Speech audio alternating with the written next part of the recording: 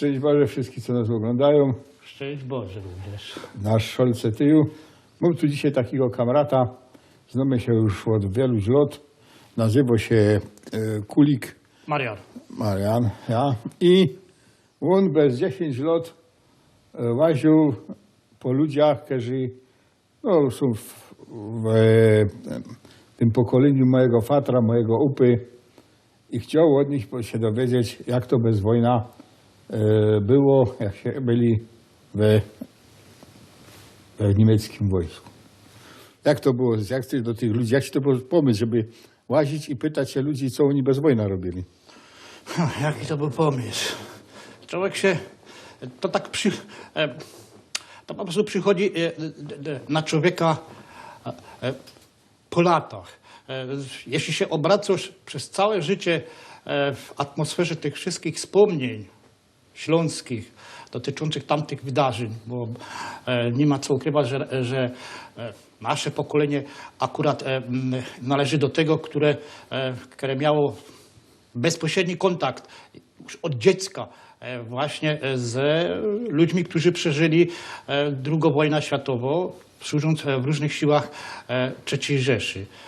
No i jeśli się bez przerwy żyjesz w tym świecie, w tej atmosferze, no to latami to po prostu zaczyna na człowieka coraz bardziej naciskać, żeby coś z tym zrobić, bo ilość tych informacji w człowieku rośnie. No i w pewnym momencie zdecydował, że chce zacząć zbierać te wszystkie wspomnienia. No, a poza tym, co również jest bardzo istotne, zorientował się, że lata mijają, ludzie odchodzą, a razem z nimi odchodzą te wszystkie wspomnienia. I jeśli tego my teraz nie zrobimy, bo to już było za 5-12, to już tego nie zrobi nikt. I razem z tymi ludźmi odejdzie cała ta epoka, łącznie z tymi przeżyciami, i już nikt do tego nie będzie mógł wrócić. I z kolei mogą się znaleźć tacy ludzie, którzy to w jakiś sposób wykorzystają, bo będą mogli te informacje przetworzyć, no i nimi manipulować. Czyli powiedzmy sobie tak, tyś chciał, żeby ta prawda, przynajmniej ta prawda z punktu tych widzenia młodych obców, bo ja wiem, że mój fater zum Beispiel był też we Wehrmachcie, a jego fater, jak była Volkslista, dostał trójka z odwołaniem, padł, o to fajnie, trójka, z trójką nie będą brali do wojska, nie? I tak się myślał, nie? No a potem przyszedł 44, on poszedł, mój upa jako ostatni rocznik, a mój fater jako pierwszy rocznik, nie? Jako najmłodszy. Nie? I oba byli w tym samym czasie na wojnie. Nawet się trafili w Breslau. Nie? Kaj tam mój fater dostał urlop z wojska, no już tutaj nie mógł wrócić, bo tu już byli Rusy, no to pojechał do swojego ojca, nie? A tam ojciec mu padł, uciekaj synek, bo tu będzie festung, a wiesz jak to jest festung. Festung to możesz nie przeżyć. No i ja tam od ojców coś słyszał, ale że nigdy mi nie przyszło na myśl, żeby to spisać, żeby coś o tym robić. No bez to ci gryfnie dziękuję mu. Myślę, że i były premier Tusk, który mu tego strażnika w niemieckim wojsku wypominali, też by padał, że to je w wercie pokazać, jak to było oczami młodych chłopców, no bo wiele oni mieli. Ci Blank młodych, bo tam niektórzy mieli niektórzy mieli 17 lat, bo od 17 roku życia zaciągali. Zaciągali. No. Do wojska zaciągali. No, mogli się zdarzyć nawet i mniej młodsi, ale to już chyba... jeśli wstąpili do jakichś formacji ochotniczych.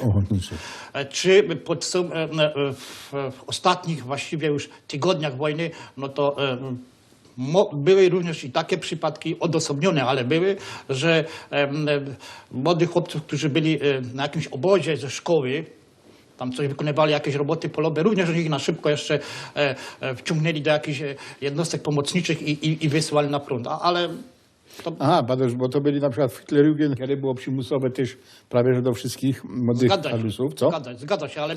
No i byli zum Beispiel na obozie, powiedzmy się tam na Niederschlesien i padali, no sam macie przeszkolenie, bo to już tam tak jak harcerzy, tak i w Hitlerjugend takie podstawowe przeszkolenie wojskowe było.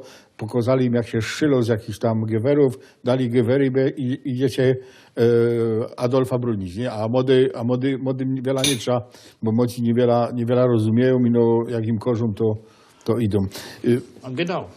No i obu powiem coś takiego, wiecie? No ja chciałbym jeszcze jedno dodać, bo chciałbym się ustosunkować do tego, coś powiedział o premierze Tusku, więc w przeciwieństwie do premiera Tuska i jego tatulka, wspomnienia Tukę zawarte w tej książce zupełnie odbiegają od tych wspomnień. To są wspomnienia, i to też bym chciał zaznaczyć, te wspomnienia zawarte w tej książce są zupełnie inne niż wszystkie, które się dotychczas ukazywały, z którymi się miał okazja spotkać. To są wspomnienia tych młodych Ślązaków, którzy no, czuli się żołnierzami. Nie powiem, że próbowali się czuć jakimiś bohaterami, nie, bo to by było nie tak, ale byli się autentycznymi żołnierzami i nie próbowali prawdopodobnie uciekać, czy przechodzić na drugą stronę, czy coś. Byli żołnierzami, czuli się pewną częścią wspólnoty żołnierskiej, bo tak to potem się robiło, że oni no, po prostu czuli się częścią pewnej wspólnoty żołnierskiej. Tam się zacierały jakieś różnice etniczne czy nawet narodowe. Była pewna wspólnota żołnierska, oni się w to wtopiali i w ten sposób. Także jest to przeciwieństwo do tego, co niektórzy próbują opowiadać, że jeszcze go dobrze nie oblekli mantel wojskowy, a on już leciał, żeby się podać. Nie, to... No, nie, bo ja bym takiego ze familii, co mi fater osprawiali, jaki osprawiał to taki jeden, co w Jugosławii był, zresztą będziesz go znał, słynnym. Znam go, on już też w tej książce jest. Ja też jest, no to poczytam, jak w Jugosławii padł bez roletka, patrzał, bo kolega poszedł się poddać do TikToka, padł, nie będzie za Hitlera umierał, przyszedł do TikToka, a tam ci go na oczach kamratów, co widzieli, normalnie zastrzelą jak psa. Tu bych chciał zaznaczyć również pewną właściwość, że w każdej armii, w każdym wojsku ktoś, kto się poddaje, tak próbuje się wmówić ludziom, którzy może nie znają tak za bardzo tych tematów, że ci, na przykład pod Monte Cassino, którzy się poddawali, to byli otwartymi rękami, przyjmowani i tak dalej do Wojska Polskiego i tam traktowani jak równi. Nic podobnego. W każdej armii człowiek, który przychodzi z jednej formacji, jednej armii do drugiej, to jest traktowany jako człowiek niepewny. No, bo jak rozdradził, to mogli drugi roz. Właśnie. I takich ludzi w żadnej armii za bardzo nie poważają. Oczywiście nie jest to w przypadku polskich sił zbrojnych nie było to oficjalnie pokazywane, bo wiadomo, że wojsko polskie siły na zachodzie no, nie mogły na bieżąco uzupełniać swoich ubytków, a ubytki były wielkie. No więc próbowali... Brali z AK.